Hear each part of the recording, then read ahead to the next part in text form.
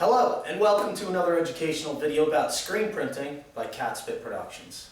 Today's video is a quick tip video, and I really mean it this time. I know some of the quick tip videos tend to be a little bit longer than I intend them to be, but that's, unfortunately that's the nature of the beast, and I'd rather give you more information than less. So, but today's video really is a quick tip video, and it'll be less than 5 minutes, I promise you, if I could stop blabbering, right?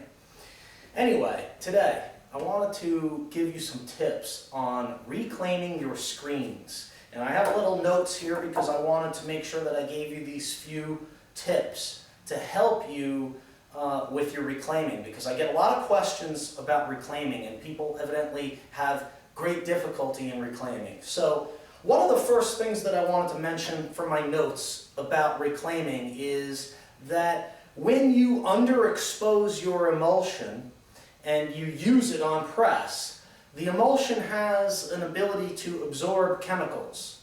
So it's very important that when you expose a screen, if you do have to underexpose for detail purposes or in order to get the stencil out, sometimes it might be helpful to do a post-cure exposure depending on what emulsion you're using. But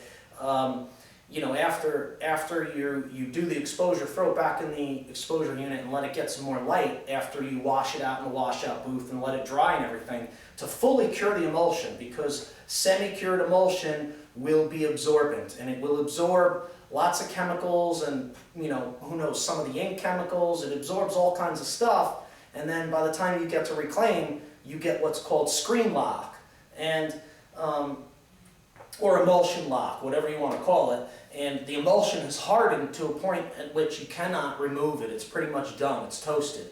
And you can also get screen lock or emulsion lock from using off chemicals, like for instance, chemicals that are not really compatible with the emulsion can cause major problems with screen lock. So it's always recommended that you try to fully expose your emulsion on your screens and always use chemicals that are designed to work with your emulsion.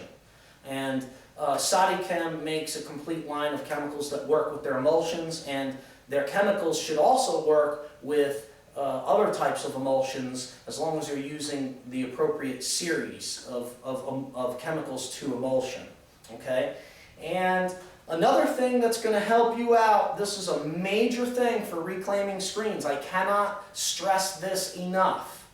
You need a pressure washer, okay? There's no two ways about it, but in order to reclaim screens successfully, you're going to need a pressure washer, okay? So that's something that you got to buy, and you can find some. I have a few pics on the website. If you go to the equipment sales page, there's some pics on there from Amazon or something like that, and you can see some of the pressure washers that I suggest. But you don't have to spend a lot of money. You can spend 99 bucks and get a Walmart special or a Sears special, and a 1100 or 1600 psi pressure washer should be just fine.